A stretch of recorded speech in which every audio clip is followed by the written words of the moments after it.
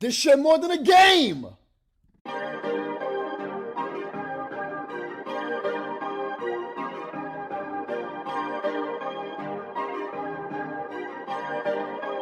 Perfect.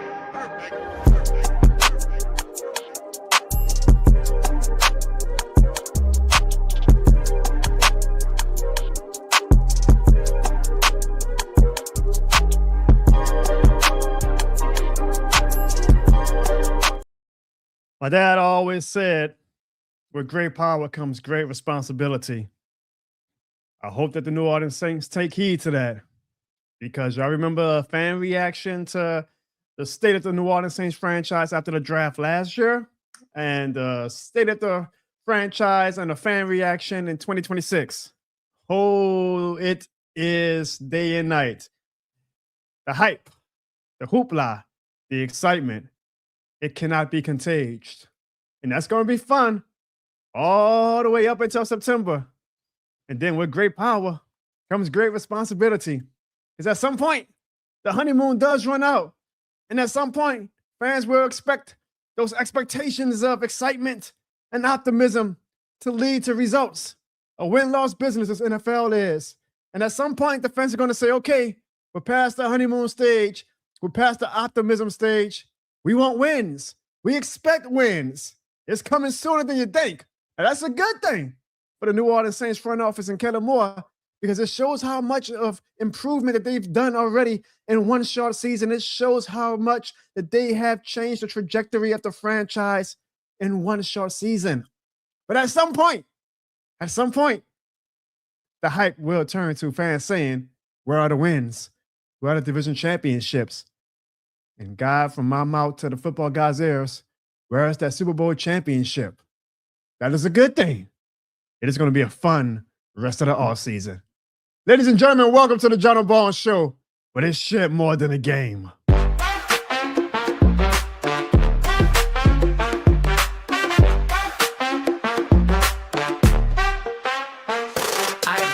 From the stands, I'm invested. Every loss served like a lesson, we tested. Front porch talk turn to Sunday confessions. From dome to the block, it's all one connection. From Eric to Drew, Alvin to Cam, talk down on my squad. Boy, I be damned. I rap for the ones that never got fame, still yelling loud. This shit more than a game. Cause y'all know why. This shit more than a game. It ain't no lie. This shit more than a game. You know that's right. This shit more than a game. And y'all know why. This shit more than a game. Now I got Lil Jono sitting on my knee, teaching them young what it mean to believe. This bigger than scores, it's what we became. He gon' know off top, this shit more than a game. Clarissa in the back giving me all types of stress, but deep down she know the husband the best. She knows he's crazy, she know he's mean, but she know the kid 100% New Orleans. And y'all know why, this shit more than a game. It ain't no lie, this shit more than a game. You know that's right, this shit more than a game. And y'all know why, this shit more than a game.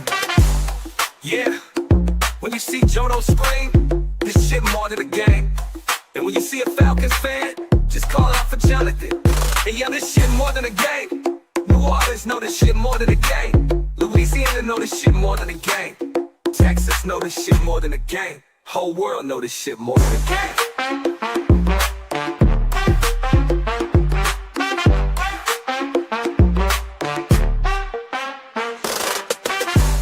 Y'all know why. This shit more than a game. All right. And y'all know what you got to do. Leave this shit more than a game in the chat right now. We have 15 people watching on the mainstream. I can't see how many people we have watching on the vertical stream, but where's the hype at? Hold on now. I just did a whole damn opening rant. About how hyped up Saints fans are. Well, y'all know every Tuesday night. Well, not every Tuesday night in the off season, but y'all know Tuesday nights. It's a Jono Ball show night. I know one person who knows, and that's the Know the Chop podcast, and he leaves at this shit more than the game. Where everybody at, man? Come on. There we go. I'm seeing a little bit better.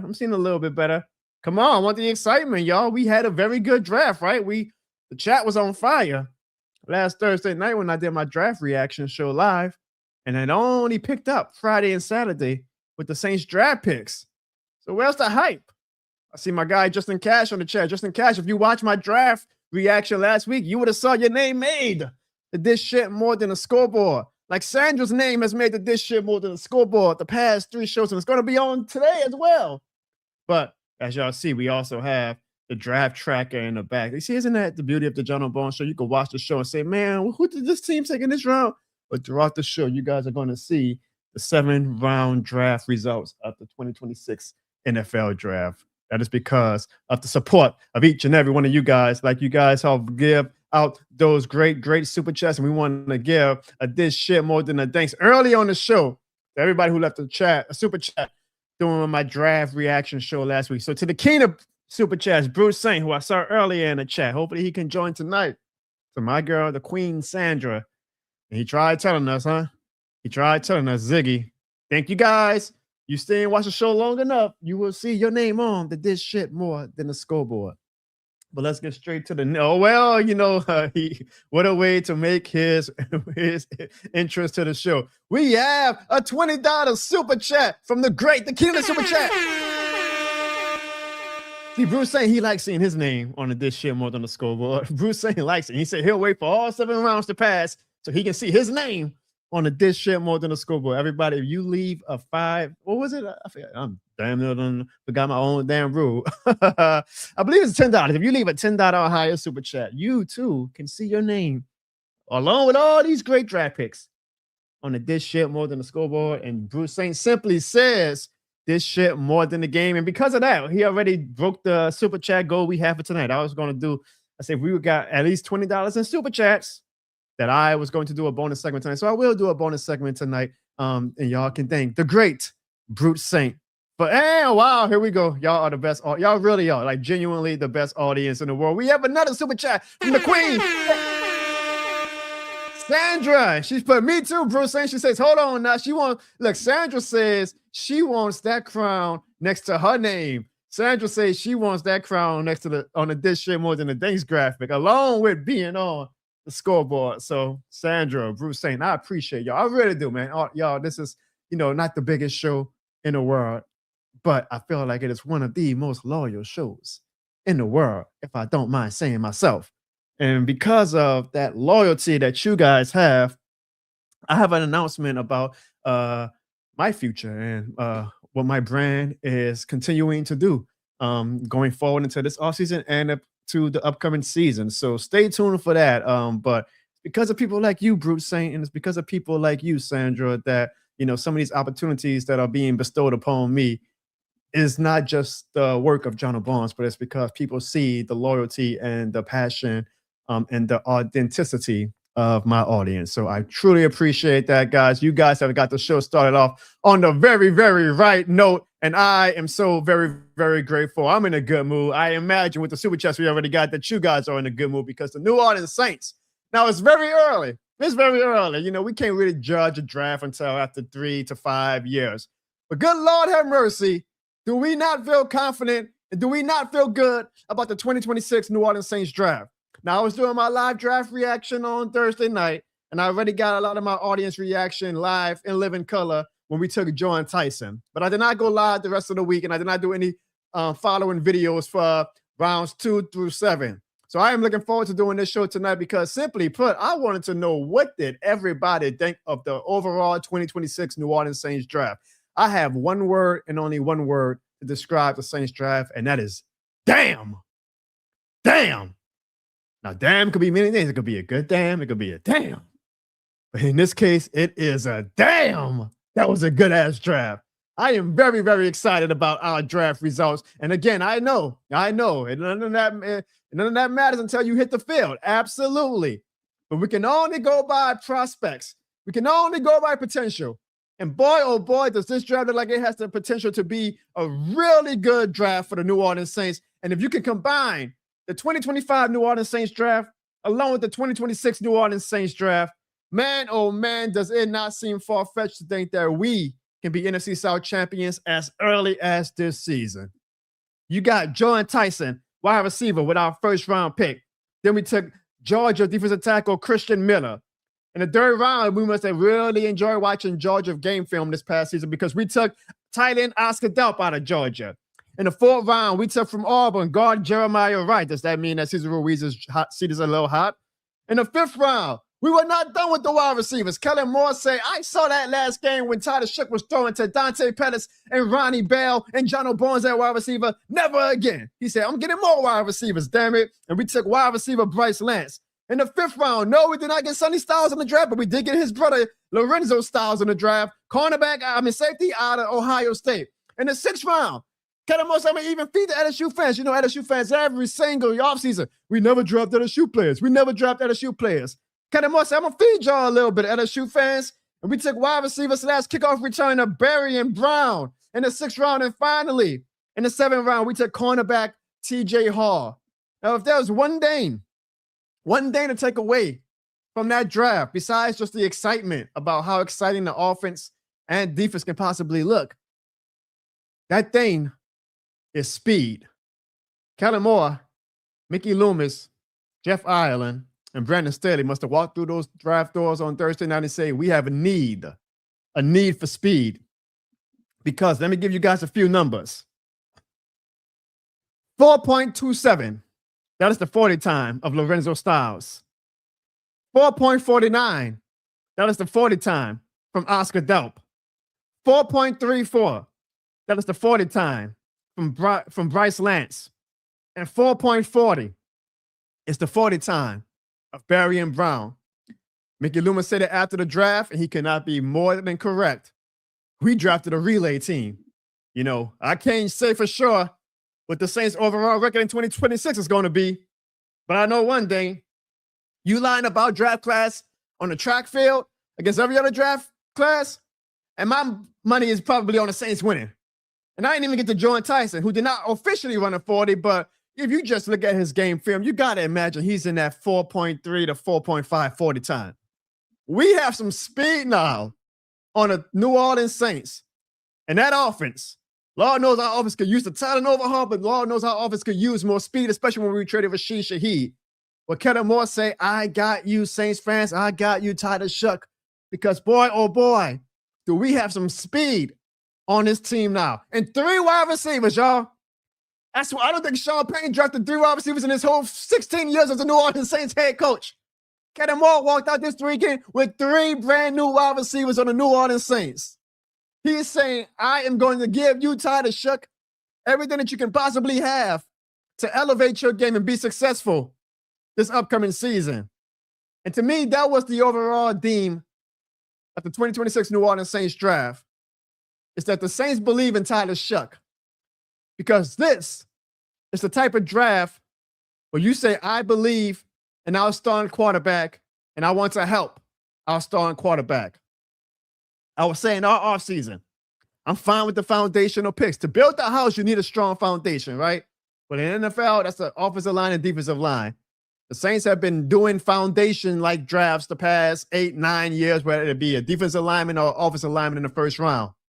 This was finally the draft, which is what I yearn for and a lot of you guys yearn for, where we took the sexy appliance. Sometimes you just want to go shopping for that big screen TV. Sometimes you want to go shopping and be a little bold, spend an extra few bucks. Instead of getting a regular refrigerator, you get a smart refrigerator. Sometimes you want those sexy appliances. This is the draft where the New Orleans Saints finally fed us some of those sexy appliances.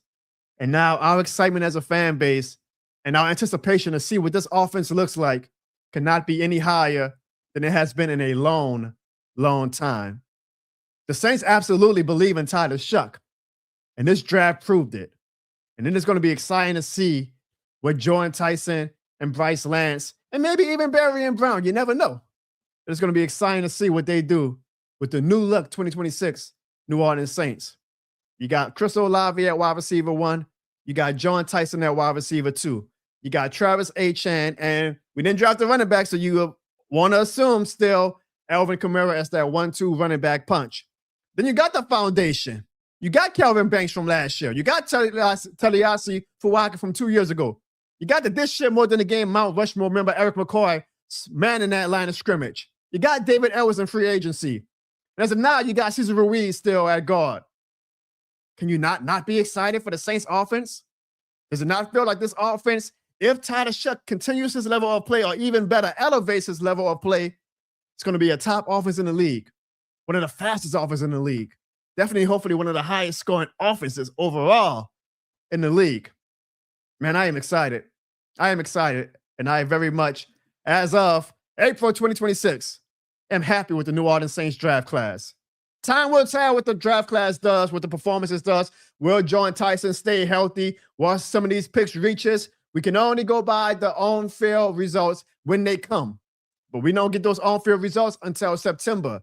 So here from April all the way until September, I am going to choose to be excited because Lord knows, y'all know me, right? I call a spade a spade. I don't just come on here every single year, every single season and blow the smoke up the Saints' ass. If I feel like the team is in a bad spot, Jono Barnes comes on here and says, this team is in a bad spot. It's a dish shit more than the game way. I don't try to put lipstick on a pig. I don't try to give you guys a piece of shit between two layers of bread and call it a peanut butter sandwich. I call it like it is. And right now, I am genuinely excited about the future of the New Orleans Saints. I'm genuinely excited about the present of the New Orleans Saints. And I do believe that the New Orleans Saints have a genuine shot to contend for the NFC South title. Am I telling everybody to put money on it? No. Am I telling everybody you had a gun to your head, pick the New Orleans Saints as the winner of the NFC South? I am not. But I'm saying there is genuine reason to have optimism. The New Orleans Saints can win the NFC South in 2026.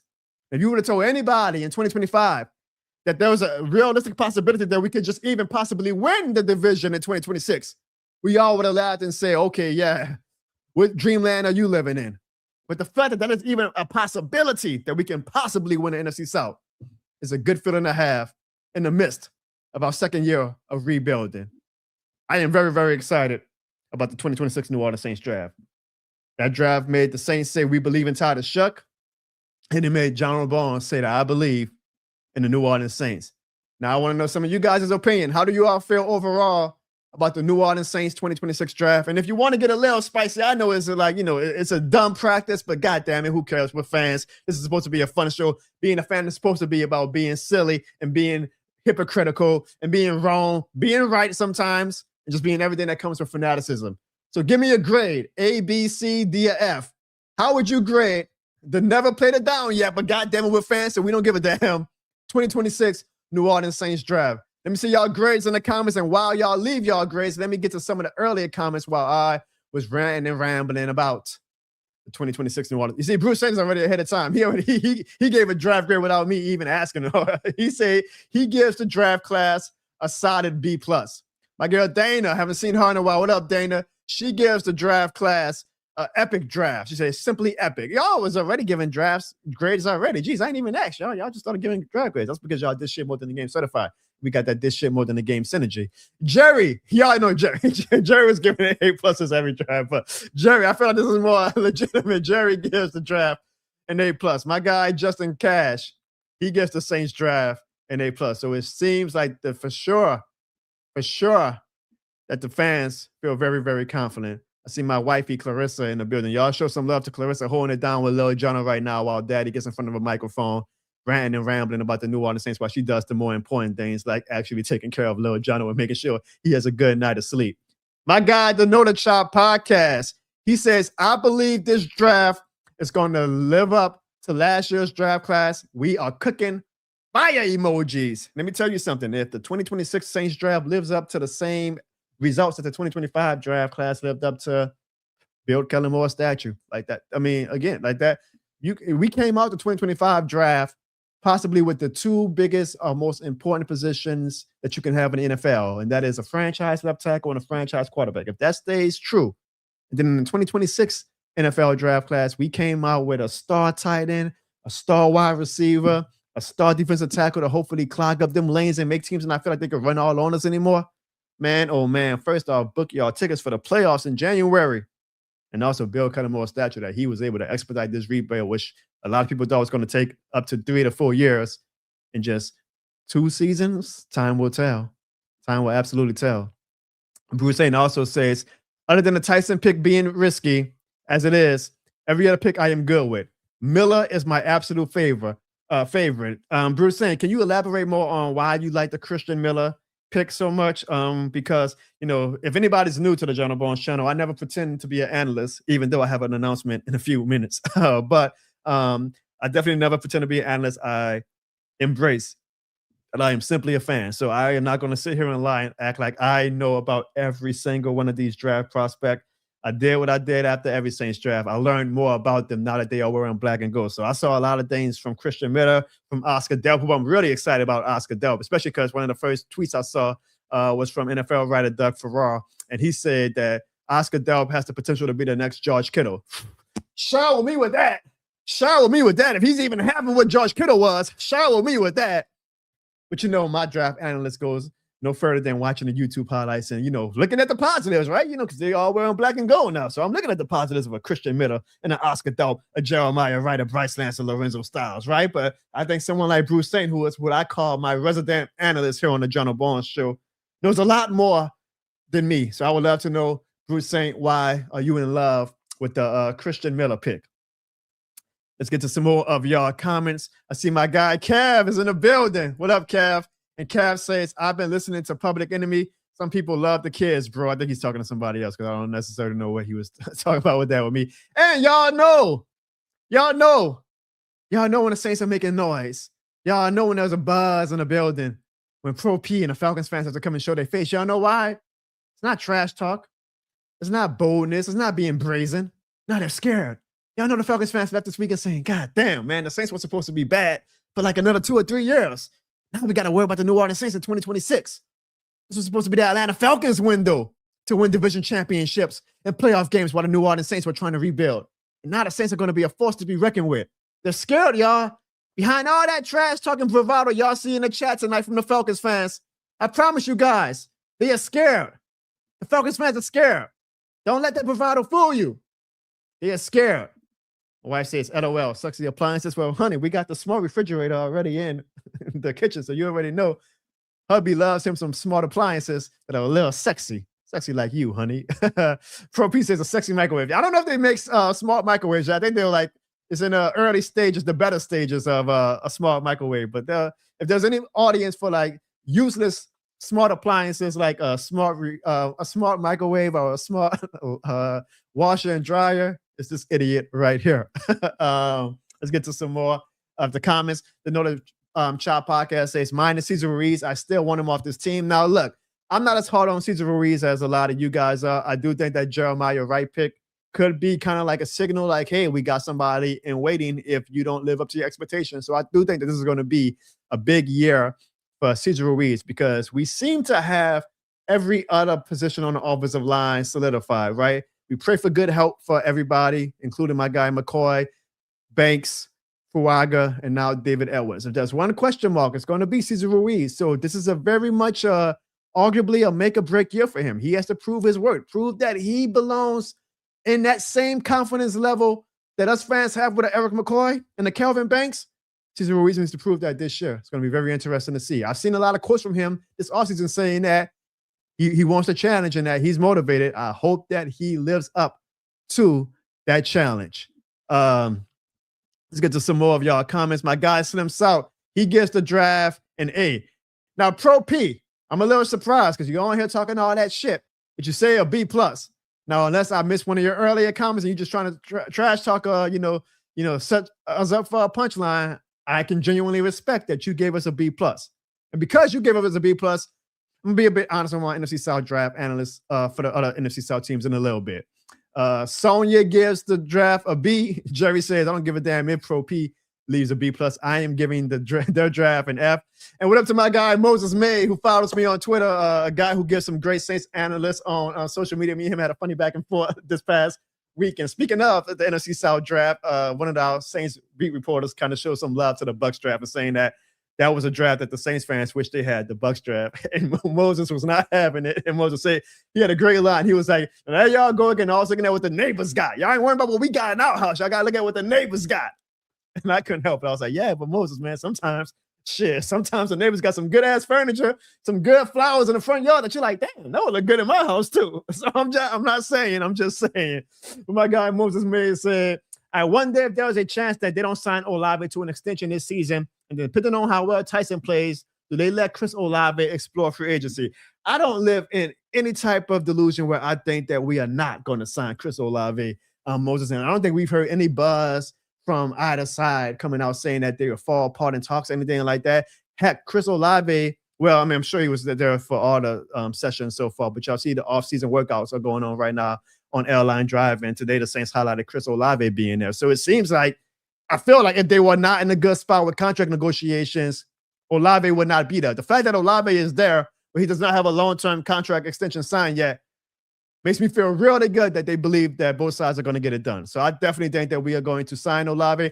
I think he's going to be, honestly, just given how every year the cap goes up, the highest paid wide receiver in Saints history. Now, the good thing is, while we are paying Olave, Moses, Jordyn Tyson is going to be on his rookie deal.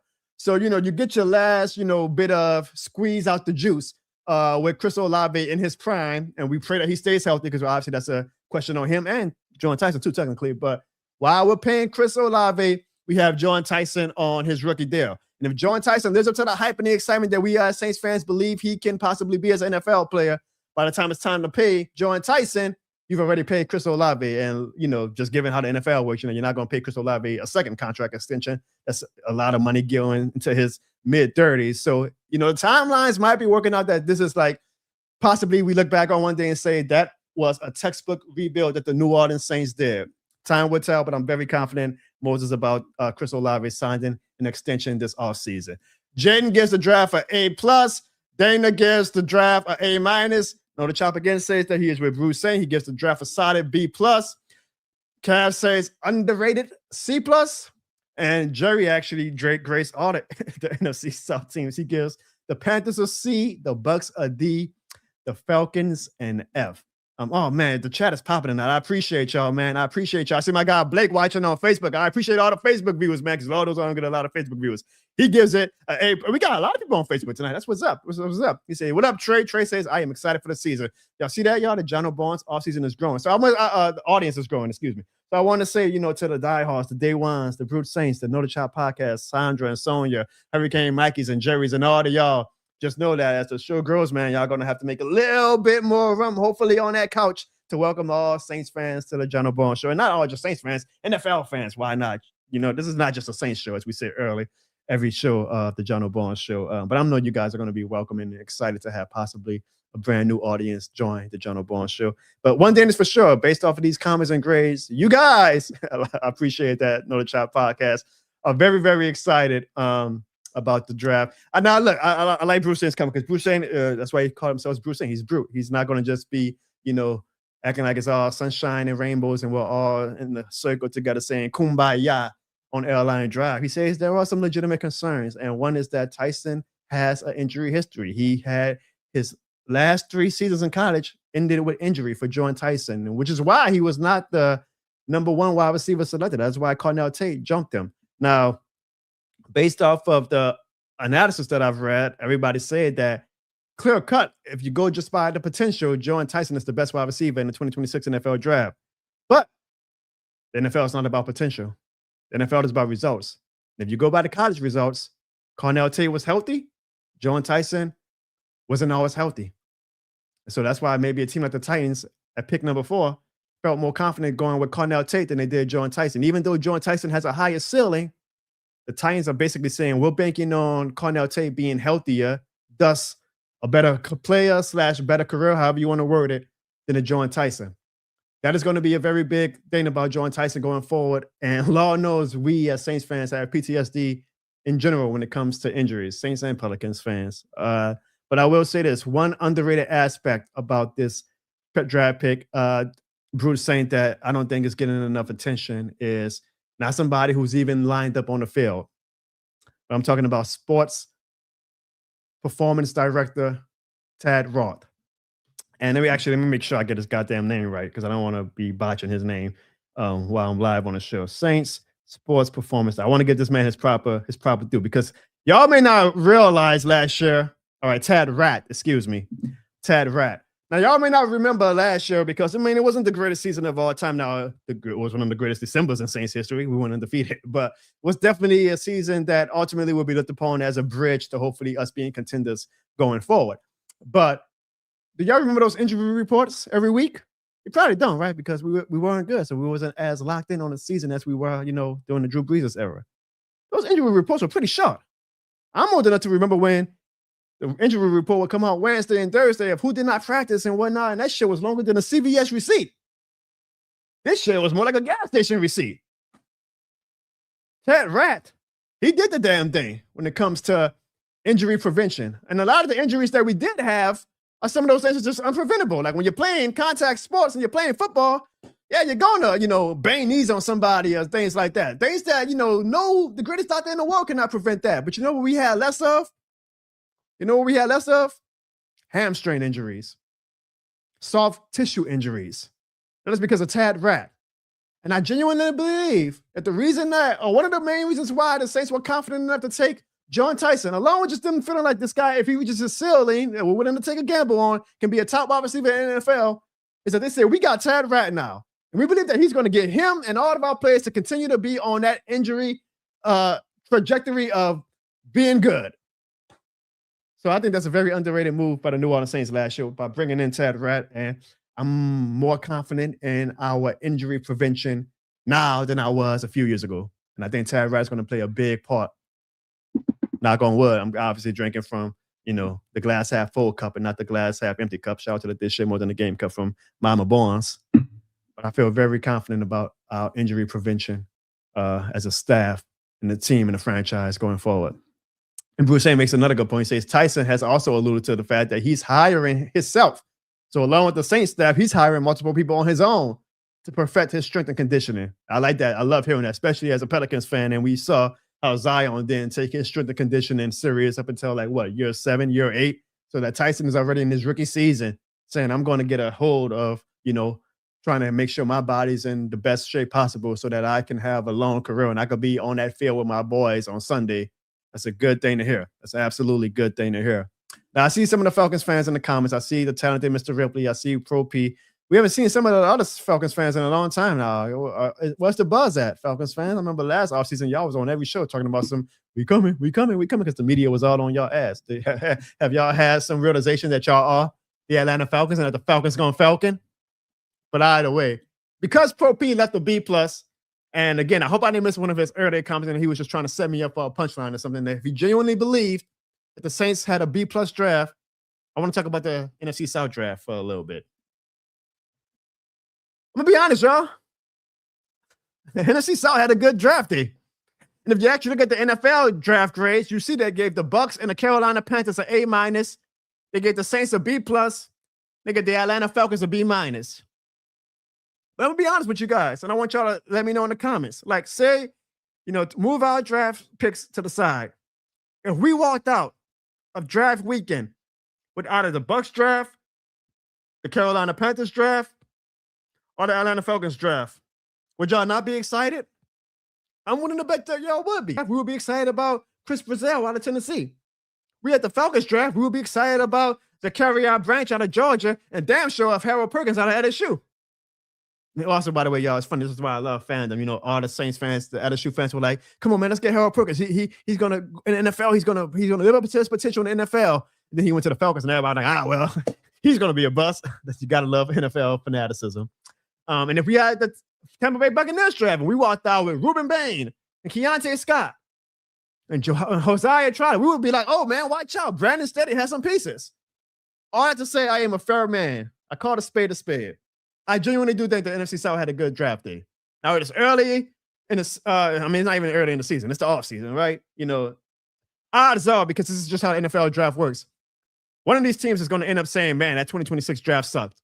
Hopefully it's not ours, but that's just how it works. It's very rare that all 4 teams in the division look back at their draft classes 2 or 3 years from now and say, wow, that was a great draft. The odds are usually, you might get 7 to 9 teams overall that leave a draft class looking back on it in retrospect and say we had a good draft class. So the odds that all 4 NFC South teams are going to be in that number is unlikely.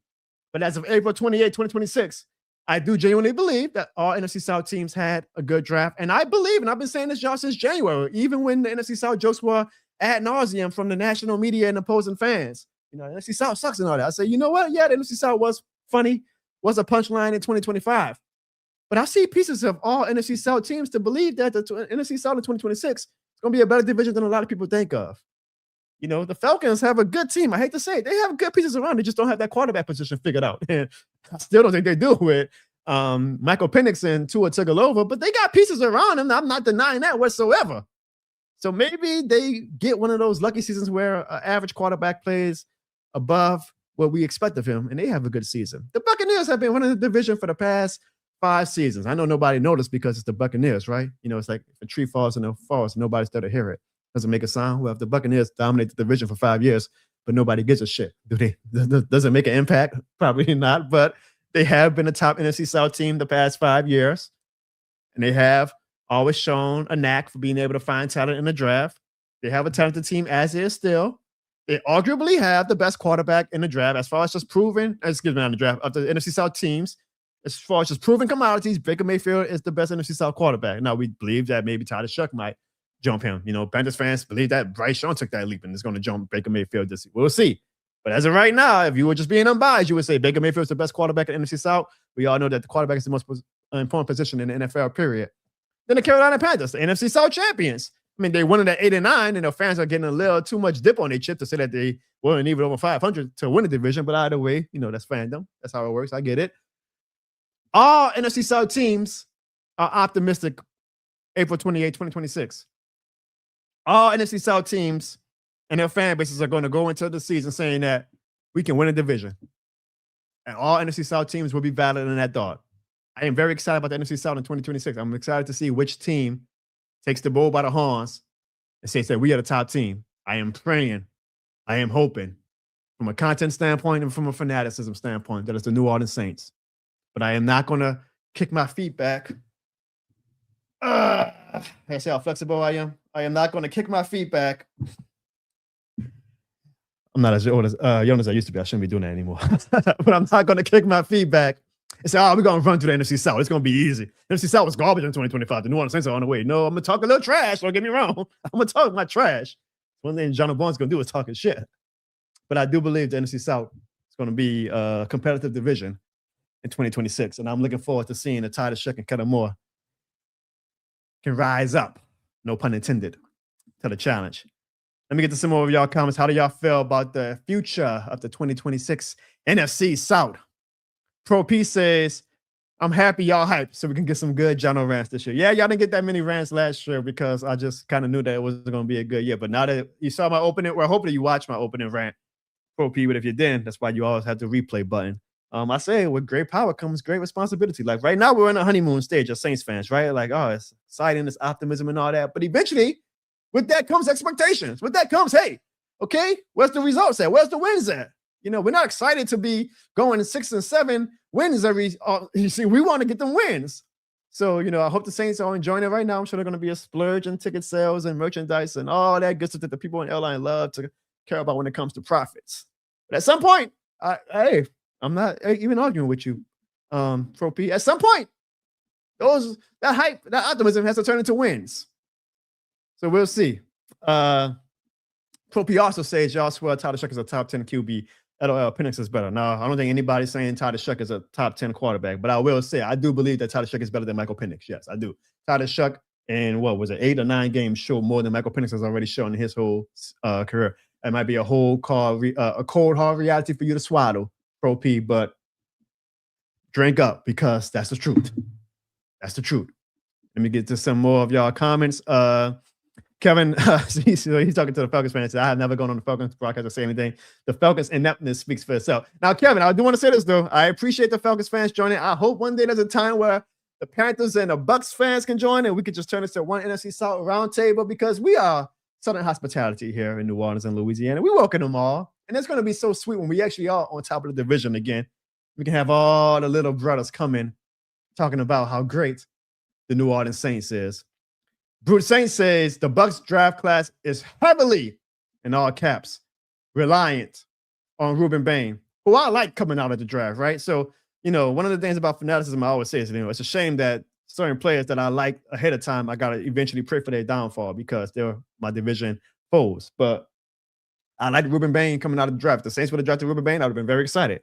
The Bucs got him. So I'm like, So now I got to hope that his short T-Rex arms that everybody's talking about is valid and that he's not a good player in the NFL. Nothing personal, nothing personal to these players, but the game is the game and this shit more than the game. And I hope that Rueben Bain does not have a great career. If he does, have it after, you leave the Tampa Bay Buccaneers franchise. Same with the Falcons. They drafted They drafted, hold on, let me put it up right quick. They drafted, and this is a cool story. I'm going to be honest. They drafted AJ Terrell's brother, Abiyan Terrell from Clemson, cornerback. So how cool is that? Like two brothers are on the same team playing the same position in a vacuum. That is a cool ass story. Congratulations to the Terrell family. That's some historic shit. Now I gotta hope that both of those guys absolutely suck. I'm sorry. That's just what fanaticism is about. Like I hope both of the Terrell. I mean, I don't think AJ Terrell, to be honest, just I'm just being. He's a fine player. I don't think he's an all-pro type player or anything like that. And I gotta hope that his brother now sucks. This was done. If they were on the Ravens, I'd be like, oh great. I hope they both become all-pro players. They both sign $80 million plus contracts, go to the Pro Bowl, all that good stuff. They Falcons, so I gotta root for their downfall. The game is the game, and this shit more than a game. But it's funny, Bruce A mentioned the Tampa Bay Buccaneers. Man, oh man, huh? As we're talking about the NFC South. That franchise, the fan base is one thing. The fan base is one thing. We get that the Buccaneers fans are so desperate for a rival. They want to be big brother New Orleans Saints to be their rival. That's one thing. I understand that. In a weird way, now that I've gotten to like 5+ years of trash talking them guys and getting to know some Bucs fans, I understand why they hate the Saints so much. I understand why it's a one-sided rivalry, but it's a rivalry to the Bucs fans. But man, it's not just their fans, their franchise as a whole. They are so obsessed with the New Orleans Saints have not made the playoffs in 5 straight years. Why are we at the top of the mind for the Tampa Bay Buccaneers? Listen to what GM of the Tampa Bay Buccaneers, Jason Licht, said during Rueben Bain's introductory press conference this past Friday. So the Saints passed on you. Yeah, well, they did. I'm going to play that again because I know it's a fast clip, but listen again to what Tampa Bay GM Jason Licht said unprompted during Rueben Bain's introductory press conference. So the Saints passed on you. Yeah, well, they did. Now, if y'all couldn't hear that, Jason Licht said in the microphone to Rueben Bain, just so you know, the New Orleans Saints passed on you. To which Rueben Bain said, yeah, I know. Now, why does Jason Licht have the New Orleans Saints in his mouth at their star draft prospects introductory press conference? Obsessed much? We are not your rival. And the funny thing about that is, because I see some people, like I see Sandra saying this, so that means Sandra didn't even know that clip existed. Didn't even know that this happened last Friday. And you know why? Because we do not care about the Tampa Bay Buccaneers. Like, if there's not more evidence that we do not give a damn about the Tampa Bay Buccaneers than the fact that their GM tried to take a shot at the New Orleans Saints on Friday. And I didn't even discover that clip until Monday. A whole ass 3 days went by before I realized that the Tampa Bay Buccaneers GM made a shot at the New Orleans Saints during Rueben Bain's draft press conference and tried to tell Rueben Bain that we passed on him. So, watch out, y'all. The Saints better be scared. Rueben Bain's coming for vengeance against the New Orleans Saints. Okay. And Tampa Bay Buccaneers, they're fans. Oh, yeah, baby, we coming, Saints. Y'all passed on Rueben Bain. He's going to make y'all life miserable. We were like, huh? Y'all say something? We were busy arguing with the Atlanta Falcons fans all weekend about Harold Perkins saying he's not a Saints fan anymore. Our real rival. The Falcons drafted Harold Perkins, and it was on site right away because that's actual rivalry. Okay, in the sense we care about the Falcons in that regard, it's a rivalry. Y'all think y'all going to get one of our guys at a shoe? Okay, we're going to take Oscar Delp on him. Man up. Harold Perkins, Oscar Delp on the line of scrimmage. Let's see who's better. Let's see who's college institution that we borrow from each other side and see who comes out on top. Because that's a goddamn rivalry. The Bucs are so desperate for the New Orleans Saints to be a rivalry. That at his opening press conference, they're trying to hype Rueben Bain up to get mad at the Saints, Rueben Bain. They skipped on you. Man, Kelvin Banks probably laughed at that and turned the other pillow and went back to sleep. The Tampa Bay Buccaneers, boy, I swear. So now it kind of makes sense why their fan base is so obsessed with trying to be a rival with us. I mean, their goddamn GM is desperate to be a rival of the New Orleans Saints. I just thought that was funny. And I don't mind. I love trash talk between NFC South teams. I hope the Bucs continue to take shots at us. I find it funny for 2 reasons, though. Objectively funny, like moving my Saints bias aside. I find it objectively funny for 2 reasons. One, because the Saints have not been shit since Drew Brees retired. So why are we the team that the other NFC South teams keep on talking about and trying to get a rise out of? I have no idea. You would think you would take a shot at the Panthers. They were in the division. They don't want to keep the Tampa Bay Buccaneers out the division title for the 5th straight year. You think he would make a shot at he mentioned the New Orleans Saints unprompted. 5 years of us being jack shit, and yeah, we are still at the top of the mind of all NFC South teams. I find that objectively hilarious. And number 2, again, that comment that the Bucs GM made happened last Friday. A lot of you guys are just discovering it now on my show. I discovered it on Twitter on Monday. So that means a whole 3 whole ass days went by before we even realized that the Tampa Bay Buccaneers mentioned our name. That the Falcons GM had mentioned our name in the press conference. I guarantee you all weekend it would have been a war of the words between us and the Falcons fans. But the Bucs do it. It's like, oh, y'all said something? I'm sorry, we were busy, enjoying our weekend. It's just objectively hilarious to me.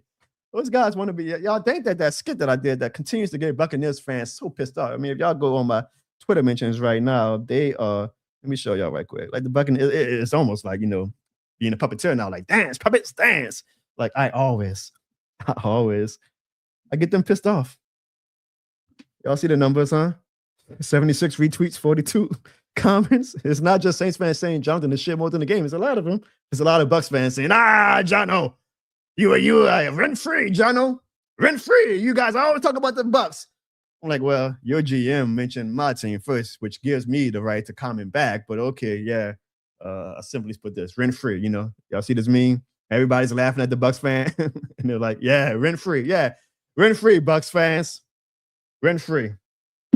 One thing I appreciate about the New Orleans Saints is that even during our downfall, and this has been a downfall a few years for the New Orleans Saints, we are still top of the mind of all the NFC South teams. Man, it's tough being big brother, huh? Man, it's tough being big brother. Let's hear a word from one of our sponsors. Here's a gift just for you for being a fan. Are you going to a sports game or a concert or any major event? Well, buy your tickets from SeatGeek and use the promo code JONO at checkout, and you can receive $20 off your purchase over $50.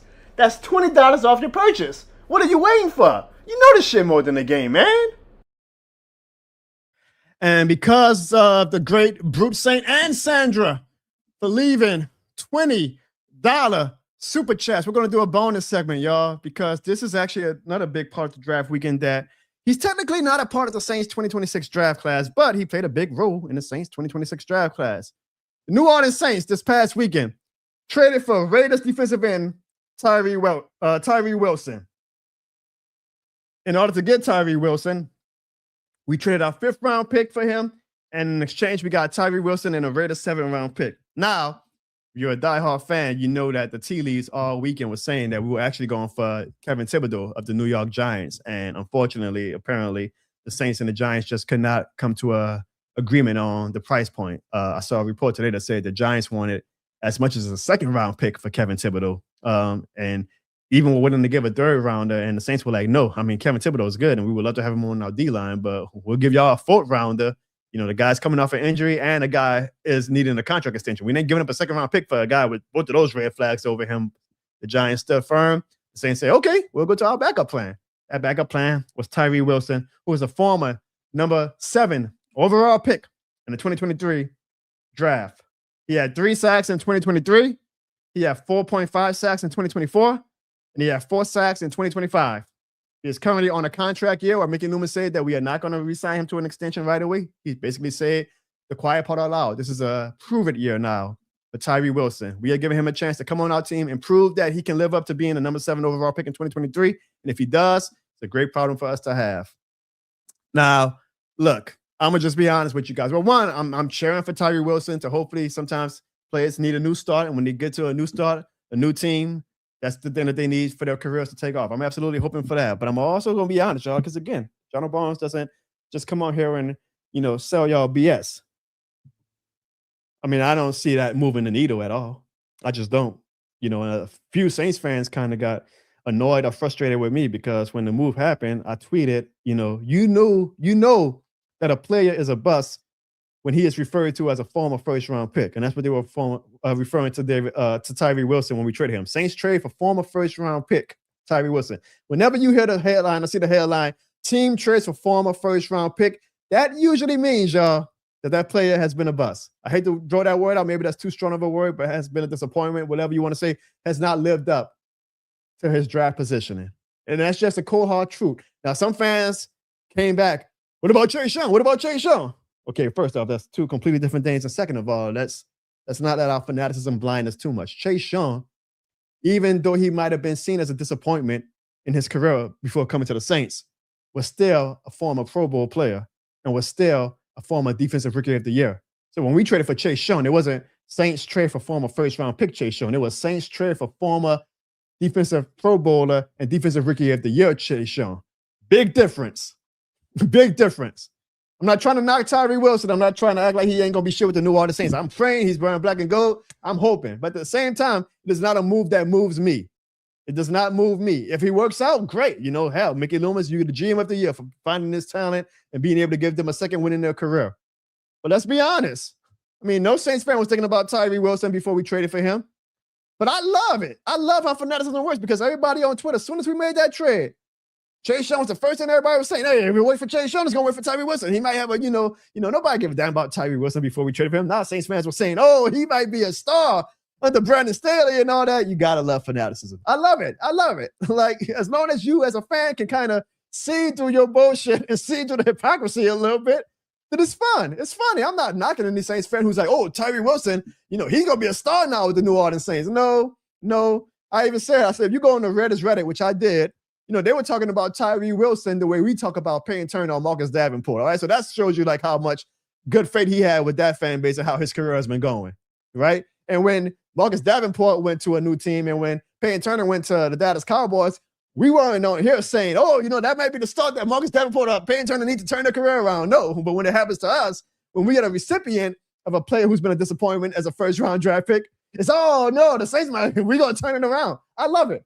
I absolutely love it. But Jonathan Barnes, personally, I'm not expecting much for him. If I will say this, we only gave up, y'all, a 5th-round pick and got the Raiders 7th-round pick in return. That is a good trade. Even if he does nothing, if he does absolutely nothing, how many 5th-round picks usually turn out to be superstars anyway, right? So even if, again, he had 3 sacks in 2023, 4.5 sacks in 2024, and 4 sacks in 2025, if he keeps up that same trajectory, if he only has 4 sacks this upcoming season, that is a damn good trade. Because ain't many 5th-round picks getting you 4 sacks at all in their whole career. So I'm not mad. I'm not trying to make it sound like I'm critical of the trade. I think it's a fine trade. I mean, for the value, it is a very fine trade. Is it a trade that's going to move the needle? I'm betting on it not being. I still think we should probably, I'm probably a little biased, sign Cam Jordan still. I don't think our D-line is a certified strength of our team. But because of the value of only giving up a 5th-round pick and trading and swapping picks with the Raiders in the 7th round, that's great value. So whatever Tyree Wilson gives us is great. I'm just not expecting like him to be what Chase Young was. And I think fans, if you are going to keep using the Chase Young example and saying, oh, he might be like Chase Young, you're setting yourself up a little bit for disappointment, in my opinion. But I understand how fanaticism works. How do you guys feel about Tyree Wilson being a New Orleans Saint? Let me see if any of you guys made some comments. My guy, Rose City, what up? He says, if Tyree can get 4 to 5 sacks, exactly, that's a W. He was brought in to be a rotational player. And again, Rose City, we only gave up a 5th-round pick for him. Like, that is a win. That is absolutely a win. And it's one of those, the great gambles. Like, if, suddenly he is living up to being the 7th overall pick in 2023 with the New Orleans Saints, ooh, Lord have mercy. Talk about value we got with that trade return. Bruce Saint says, oh, wait, hold on. He might have made an earlier statement, so I want to make sure I see it. He said, if he doesn't pan out, it's fine. It's a 5th-round pick. He is not losing sleep. He says, this signing is reminiscent of Chase. So Bruce Saint basically is going against everything I just said, but okay, it's fine, Bruce Saint. It's fine. It's reminiscent of Chase Young, a top 10 pick, an edge rusher on a 1-year proven deal. If the guy pans out like Chase, this division is in trouble. Now, again, I think throwing the Chase Young name out is kind of setting up. Well, I mean, not even it's disappointment. Like, if he's not Chase Young, I don't think Bruce Saint is going to lose sleep over it. But I think that his bar, I don't know. Like, I don't think that Chase Young should be the example that we use. I'm sure there's been other prospects that we probably can't think of top of our mind, because you want to think about the best case scenarios, right? Like Chase Young has proven to be a best case scenario. So of course we're going to go with the Chase Young example, but I'm just not expecting or even going to compare to the Chase Young. I should have did my research and found a better comparison to give you guys as an alternative. But I just think that Chase Young just has so much more data on him, even with him being a disappointment and coming to us on a prove-a-year deal, mainly because of his injuries, really. Whereas Tyree Wilson is a very healthy player, which is going to be nice to have. But Chase Young, like, you saw the talent, you saw the results, you knew that, hey, all Chase Young has to do is be healthy and he's going to be a star.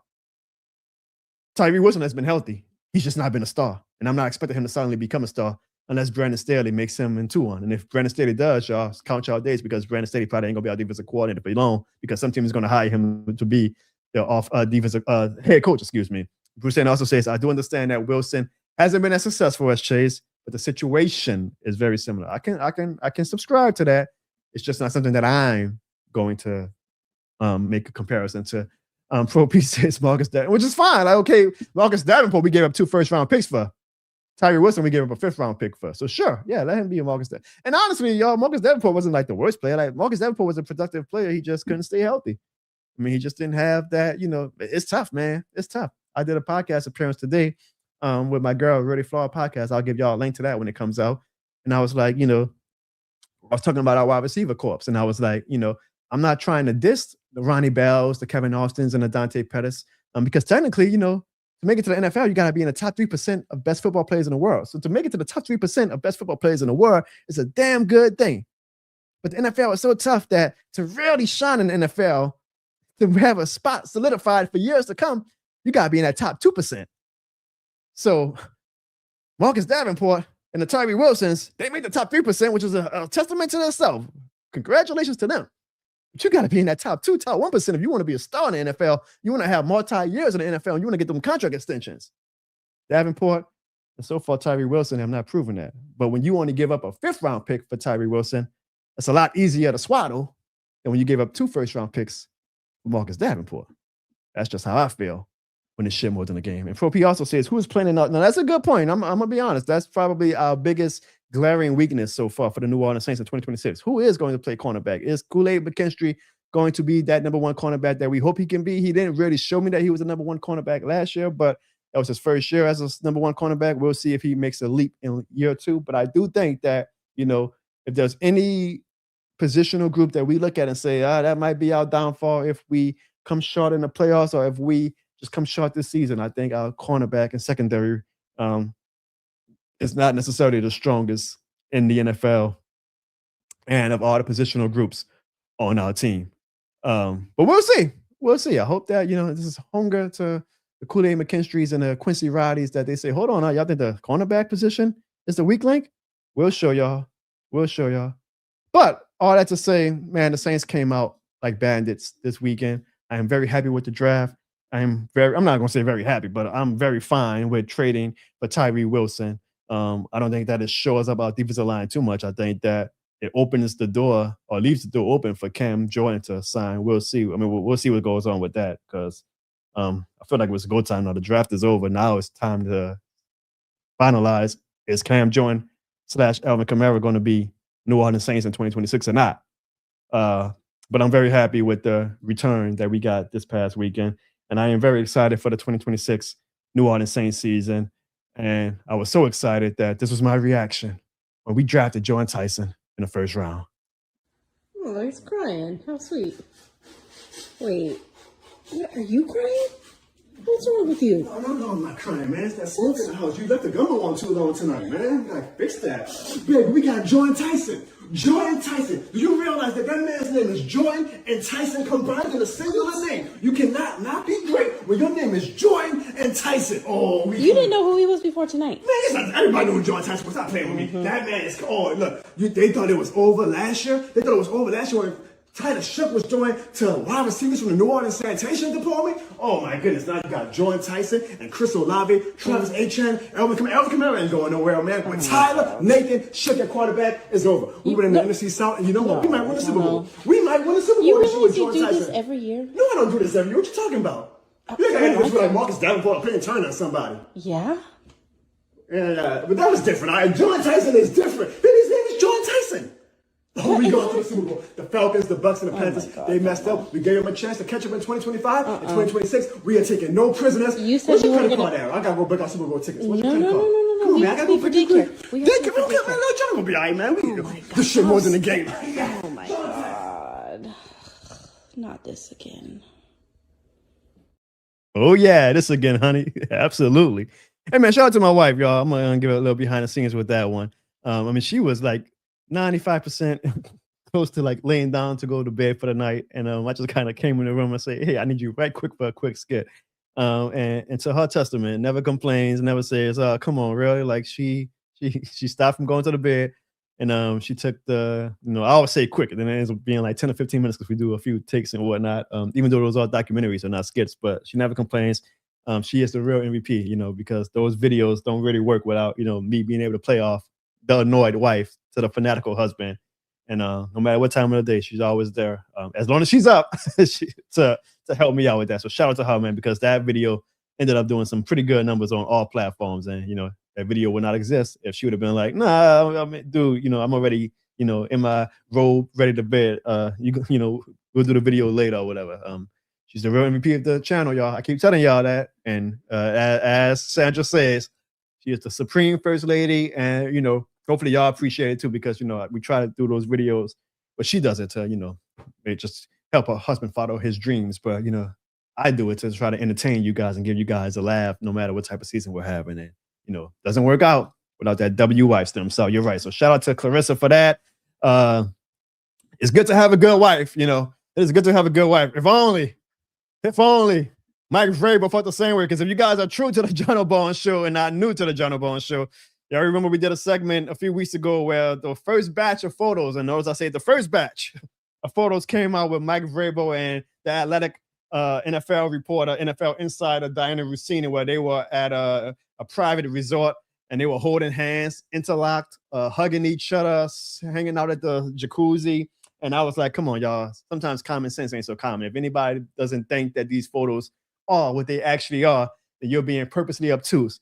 And the national media was trying to avoid the conversation, which I thought was very hypocritical, given how they were on Lynn Jones's ass for the Jacksonville Jaguars reporter earlier in January when she tried to console Liam Cohen. And that was my angle with that whole story. I was like, how y'all gonna preach to us about sports ethics and media and journalism, but then when there's clear ethic violation from a reporter, if anything, she's being buddy and cozying up with a head coach, is the prime example of unethical sports journalism. And y'all being quiet as a mouse about that. That's bullshit. That's hypocritical. I just want y'all to at least admit that y'all hypocritical. I admit that I'm hypocritical. That's how my life is a lot easier. That's how I'm able to sleep with two eyes closed every night. Because I know I'm a hypocrite about a lot of things. Sports media kind of plays this holier than thou attitude, and I lost a little bit of shine, not for the sports media as a whole, but just like certain reporters who I saw all on the Lynn Jones story in January and getting on their soapbox to preach to us, which I was fine with, saying that, yeah, y'all can talk about, the power of y'all profession, but now y'all want to be quiet when it's somebody who has a little bit more power than Lynn Jones, somebody who might be y'all friend. Y'all can even just like mention something. Interesting. But anyway, that was the first batch of photos, because on draft day, the New York Post had this thing lying in the chamber waiting for draft day. A second batch of photos was released of Dianna Russini and Mike Vrabel.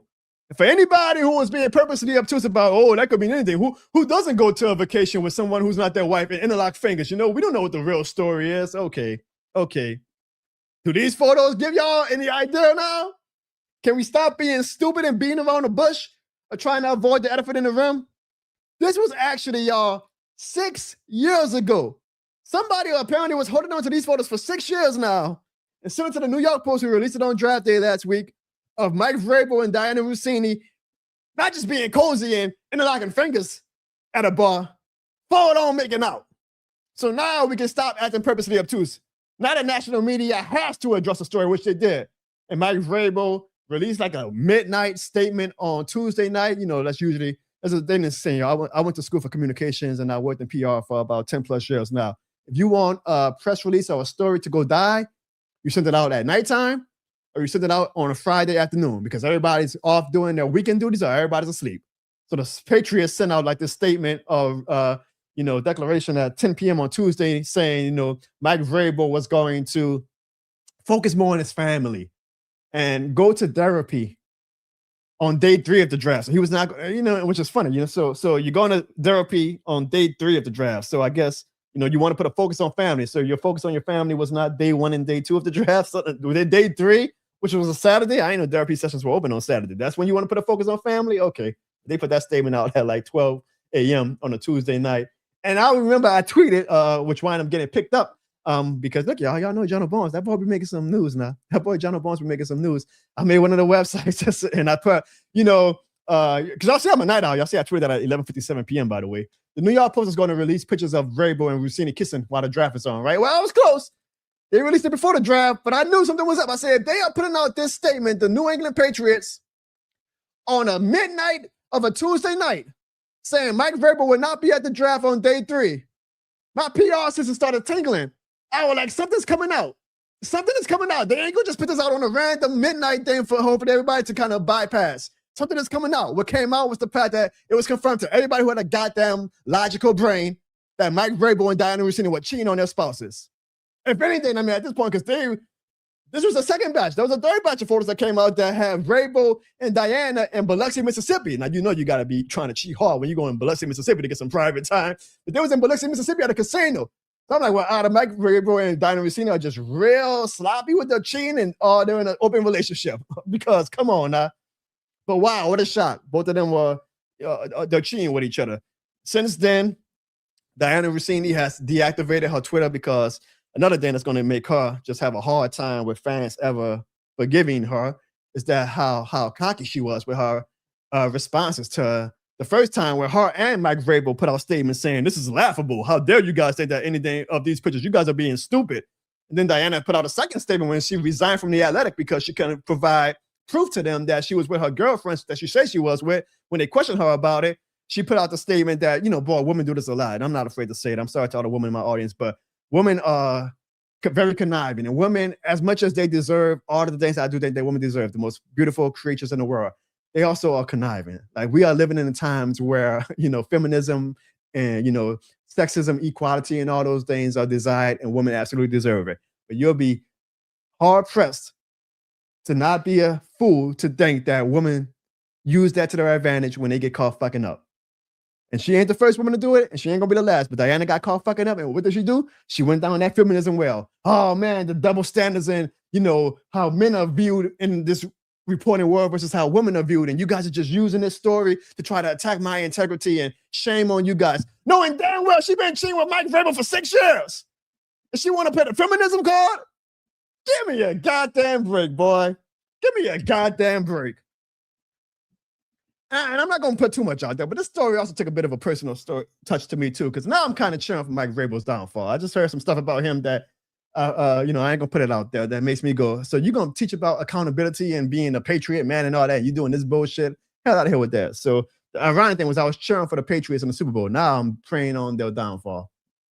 Transparently. I'm not going to get into the nitty-gritty details of why, but it's more than just the fact that they were cheating. But I also heard some things about Mike Vrabel that makes me go, oh, you full of shit, boy. You are so full of shit. But either way, it was the worst kept secret. If anything that this story is going to do is show how hypocritical sports media was in the year of 2026. Dianna Russini's career, her sports journalism career is definitely over. Now, she might find a pathway to, I'm sure at some point she's going to do the tell-all ABC or CBS interview where she's going to have tears on her eyes. I'm actually the victim in this, poor me. People are going to eat it up. Maybe she'll go the right wing way that a lot of people go to when they just need to find an audience to cling to. Maybe she just turns into a female empowerment type of podcast or something. She's going to be fine, but her sports journalism career is over. And as for Mike Vrabel, he's definitely going to be fine. Besides maybe having a pissed off wife, NFL don't be caring about spouses cheating. Let's be honest, we saw Bob Kraft got caught in the massage parlor a few years ago, trying to get happy endings. So he probably like, I don't give a damn. As long as Mike Vrabel is bringing my team to Super Bowls, sleep with whoever you want to. And I'm the same way in a vacuum, like, hey, if they were cheating, that's on them. I'm not losing sleep over that. The things I am losing sleep over was first about how hypocritical the sports media was about the Lynn Jones fallout compared to trying to protect their friend, Dianna Russini. And I just thought how ironic it was that they felt that they could, punch down on Lynn Jones because she's just some lowly black reporter from the Jacksonville Free Press. But you can't talk about Dianna Russini. That's Dianna Russini. She's a friend. She's with the New York Times and The Athletic and former ESPN. We can't go at her. We got to wait for more facts to come out. Give me a goddamn break. And two, again, because I just heard some stuff privately about how Vrabel is conducting himself with some of the people who I am happy to call friends. And I'm like, oh, you hypocritical son of a bitch. So, yeah, all's well that ends well. At least this shows that me and a lot of you guys in the comments when we did the first segment on this a few weeks ago while I'm being dumbasses and we were calling a spade a spade. Like, again, let the woman in the chat speak too. If y'all had husbands and y'all saw pictures of y'all husband fingers in a lot at a private resort, y'all ain't gonna need no goddamn photos of that husband in a bar with the woman kissing for y'all to say, hold on now, set the house on fire with this motherfucker. But again, common sense ain't so common. Let's hear a word from one of our sponsors, and then we'll get to our final segment. Oh, come on, man, tackle him. You know what we do. I'm trying to hold him in the tackle. Tackle him. Oh, man, I'm tired of this thing, man. Jono, they were going to call the cops. Oh, God, this shit more than a game, man. Ah, yes. We've all been there before. This shit is more than a game, man. And now, these shirts are more than a game. But did you know that this merch wasn't made only for sportswear? No sirree.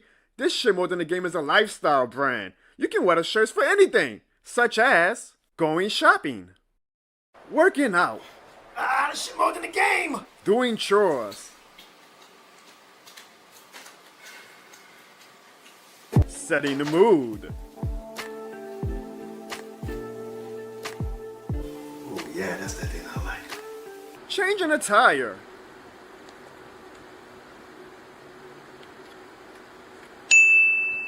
Robbing a bank.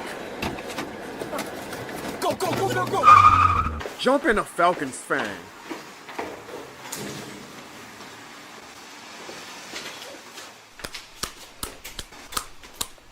And so much more. So purchase your official This Shit More Than a Game merch today for the low starting point of $28.03 and let the world know this shit more than a game. Warning, please see a doctor if you feel you've gone too far with taking this shit more than a game. This Shit More Than a Game is not associated or licensed with any organization or entity except for Jono Bones LLC. This Shit More Than a Game is not responsible for any fights caused by the shirts. Jono Bones LLC does not promote or recommend violence of any kind unless it's at the expense of a Falcons fan.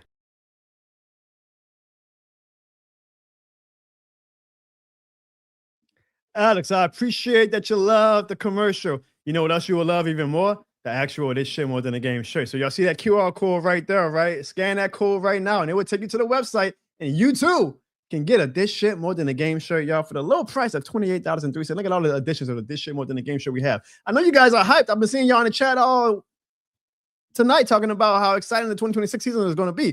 But you damn sure want to have your This Shit More Than a Game shirt because Lord knows, as we see with the Falcons fans in the chat tonight, you're going to have to remind some of these people that this shit is more than a game. Now, before I get to my final segment, y'all are making some great comments while I was going on my Mike Vrabel and Russini rant. I want to highlight a few y'all. That boy T Dirty. What up, T Dirty? I haven't heard from you in a while. He said that boy Mike Vrabel said he need that cat. He said, I don't give a damn if I get caught. I need that cat. I know we men know that feeling, T Dirty. When you need it, you need it. You don't give a damn about anything else. I'm mad that I laugh at this one. I am mad that I laugh at this, but this was your line of the night, Pro P. He said, where was the line? I think he said, come on, where's Pro P line? I saw it somewhere. This is why I wish I had, producers still on the show. I can't find it, Pro P. I'm sorry, but you had said something like, "Is Mike Vrabel a New Orleans resident because he's used to cheating like we are?" That was actually funny. Like I can give a Falcons fan props when he makes a funny comment like that. He said, "Is Mike Vrabel a New Orleans resident because we're used to cheating down here?" Maybe if y'all cheat, Pro P, y'all can actually win a Super Bowl too. But Sandra just not having it. Sandra saying, "Hell with all." Sandra like, I wish. Sandra said, I wish a nigga would do that shit while they married to me. I love it. There we go. Oh, there was Jordyn Bear. Excuse me. I'll give the props to Pro P. I should have known that Pro P ain't that creative. It was Jordyn Bear. Jordyn Bear said just Vrabel from New Orleans. We know y'all. You damn right we don't. That's why we got a ring in y'all on. Maybe if y'all cheated more, y'all would have a ring on y'all hand. But Pro P said Mike Vrabel is the perfect character for the Saints head coach. We don't. We absolutely don't. Slim South says it's Vrabel from Atlanta because y'all love faking. Yeah, you see, Mike Vrabel don't care about that crowd noise apparently, so maybe he is more perfect for the Atlanta Falcons organization. Y'all funny, man. Y'all funny. A pissed off wife ain't nothing to play with, y'all. I learned that the hallway a few times, Sandra. So your mouth to the relationship guys' ears. That's for sure. That is for sure. Y'all funny, man. I genuinely appreciate y'all. Kind of is a good segue to my next segment, actually, because you guys make this show, not just me. You guys make this show, and I'm proud as, feels like every year I try to, what more can I do to grow the Jono Barnes brand or just kind of see where this content game is taking me? Well, I'm glad to announce that it is taking me to the fact, y'all, that I have signed with Boot Crew Media to be officially a part of their network. I don't need y'all to do me a favor now while this picture is up. Y'all see that big old blue button that says follow? Make sure y'all go on Instagram and on Twitter and on YouTube and hit that big old follow button on YouTube, the subscribe button, and follow Boot Crew Media, because as you guys can already see, that's a lot of Jono Barnes. Man, that might be a little too much Jono Barnes. I might have to tell them, hey, y'all, I'm going to cut down on the videos for y'all. There's only so much Jono Barnes that people probably can take, right? But I am proud to be a part of the Boot Crew Media network. Boot Crew Media is kind of like a perfect network for me to join because they are a blend of what I like to do, which is sports and entertainment, centralized around the New Orleans and Louisiana landscape. And it's just a perfect fit. And one thing that I love about them when they approach me is that they say, Jono, we want you to be 100% yourself. Nothing's going to change. You can wear your this shit more than a game shirt. You can curse. Now, I ain't going to be saying the F-bomb and all that willy-nilly, but they say you can be yourself. We want you for you. We want to hire you and bring you onto our network because we love what you do. And it just helps me, makes me always go, well, I can't do what I do without you guys. Brute Saint, Rose City, the Know the Child Podcast, Sandra, Sonia, Jerry, all of y'all. It's because of y'all. Like, you guys, if maybe y'all maybe a tier below, my family, of course, my wife, my parents, my brothers and my cousins, all who like help me out whenever I have a crazy idea or give me more support and all that stuff. But if I didn't have this audience, nobody's going to notice, right? Again, a tree falls in a forest and doesn't make a sound. It's anybody that'll hear it. You guys make sure that I'm heard. And I may not have the biggest audience in the world.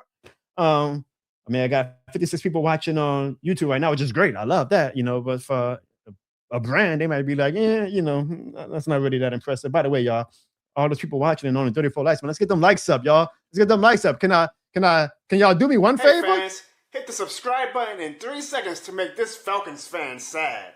3, 2, 1. Get them damn likes up, y'all. But all that to say, Brute Crew, they saw the authenticity with my audience. They saw that, Jono has a loyal audience and it's real. It's not, bells and whistles. It's not window dressing. It is a legitimate audience. And because of that, I am now with Boot Crew Media, where all season long, including starting now, I will be giving like instant reaction videos that can be exclusively found on the Boot Crew channel to, bits and pieces, stuff, videos that I probably would have done anyway, but now I'm just doing it on Boot Crew and maybe doing videos that I wasn't thinking to do, like, maybe smaller Saints news, but stuff that they want just genuine fan reaction from. I'm going to give it to them, man. I ask that you guys now also follow me on Boot Crew Media. Now, you might wonder, okay, well, does that change anything on the Jono Barnes channel, the Jono Barnes show? The short answer is no. I'm still going to be doing my content on my pages. I'm still going to be doing, my specific stuff, just the Jono Barnes brand on my social media pages and all that. So, still, of course, continue to follow me. But there is maybe one difference that I want to give you guys the heads up for, and that is a part of my agreement to join the Boot Crew network. And you guys definitely want to listen to this part. Is that I am planning to do a special live stream show for their network now. And the goal, the vision is that we're going to do this every Sunday after the Saints games during football season. So we're planning on doing a Sunday night show on Boot Crew Media with me. Now, this is not going to be the Jono Barnes show. This is just going to be a Saints game day recap show where on that show, as we kind of start throwing out ideas to each other before September comes, we're talking about maybe doing live call-ins from the audience where they can, rant and ramble about the game earlier today. Me just giving my reaction to the game, all that good stuff. But that is not the Jono Barnes show. This is going to be a show specifically to Boot Crew Media. Does that mean that the Jono Barnes show is going anywhere? No, but kind of yes, because I will be honest with you guys. If I'm doing a Sunday night show, there was probably going to be a few weeks where I'm like, doesn't really make sense to do a Tuesday show now too. I'm going to aim to continue to do this show on Tuesday. And hell, I might even try to get it to where the Jono Barnes show now comes on, not just the Jono Barnes channel, but the Boot Crew Media channel as well. I'm still kind of going back and forth how that would possibly look like. If I did, obviously the audience would be a lot bigger on the Jono Barnes show because Boot Crew Media has an amazing audience that they've built on their own accord. But me doing this show for Boot Crew Media on Sunday nights for the Saints season shouldn't affect the Jono Bone show too much, but it might a little bit. That's all I'm saying. Like, there's going to be some weeks where I'm probably tired, and I'm like, you know what? I'm just going to bypass doing the Jono Bone show on Tuesday because I did the show on Boot Crew Media Sunday, which is why I hope that you guys subscribe and follow Boot Crew Media. I know, some of you guys, well, I love y'all to death. Y'all are Jono Bone supporters, which I appreciate. So, if you follow Boot Crew Media, you're always going to get a lot more personalities and your algorithm and all that. But trust me, they got a great team at Boot Crew Media. You will not be disappointed with any other people that you hear from on that network. But that just also means that, I'm going to have to dedicate some time for them. And then, we'll see. We'll see how the season looks.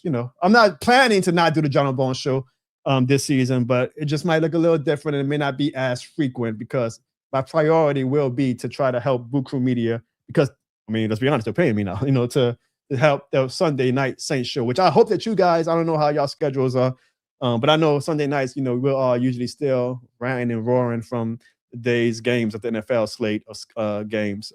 We'll tune in to, it'll be nice to, maybe possibly see a Bruce Saint, Sandra, a Jerry, who Jerry I know already is a follower, subscriber, Boot Crew Media. But it would be nice to see Sonia and all, even you, Pro P and Johnny Bell, like seeing some familiar faces.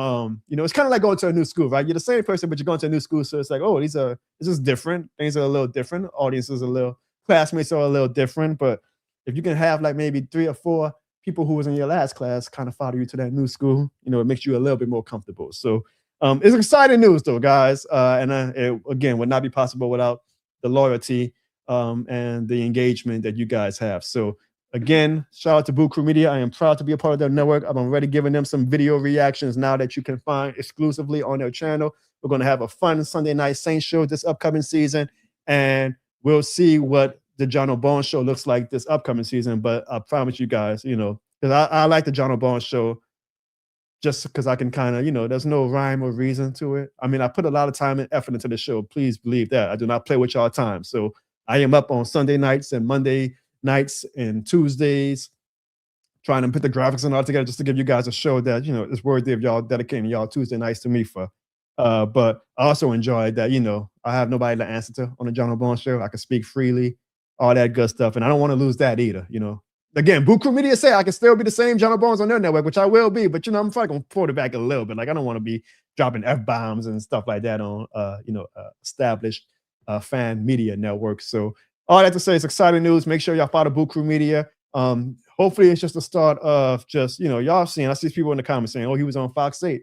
I was on, excuse me, I was on awful announcing. If y'all see the headline, I thought it was funny because it says, excuse me, guys, sports media reacts to the stunning Mike Vrabel news, the full-blown PR disaster. And one of the tweets they highlighted, as you guys can see, was mine.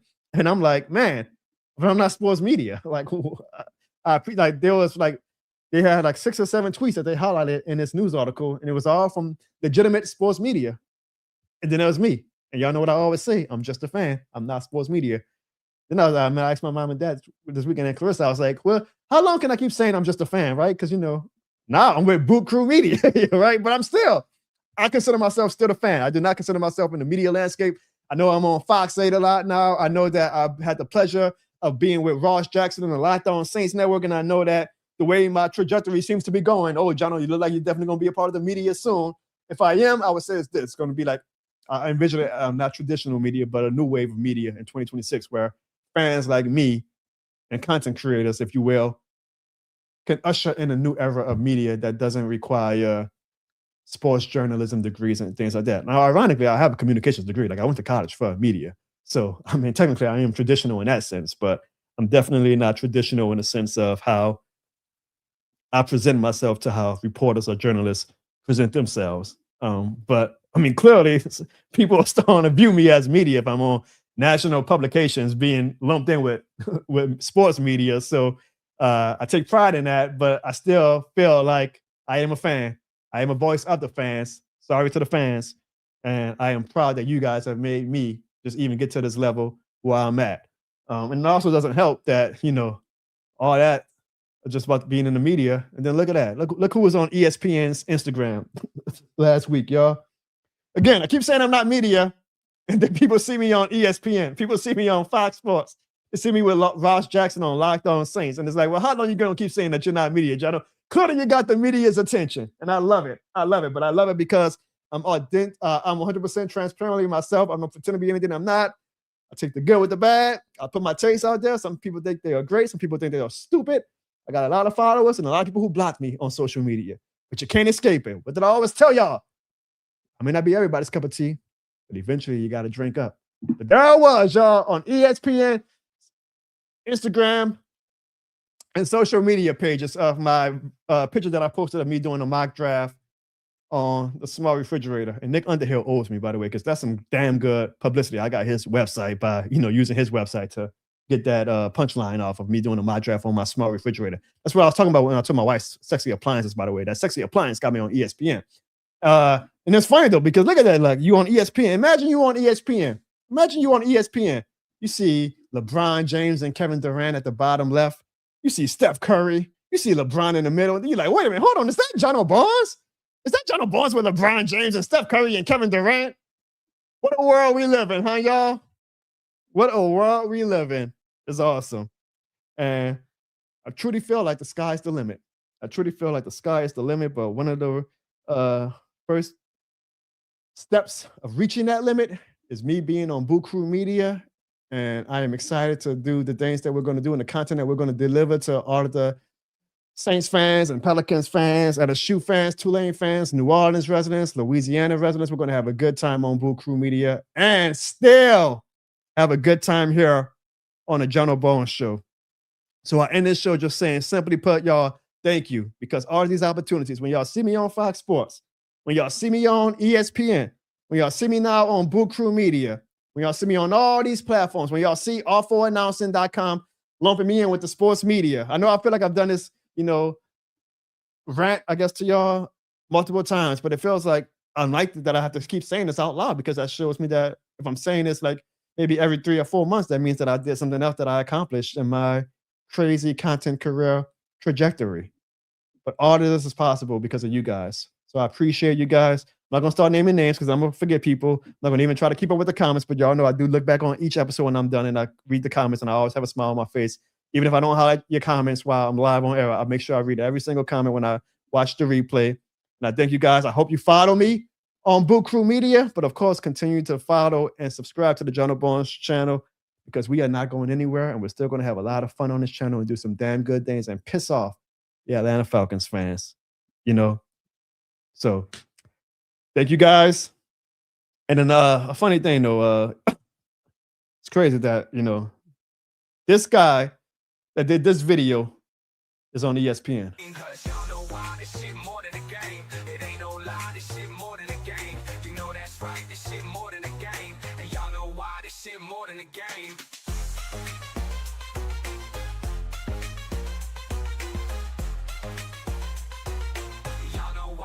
More than a game.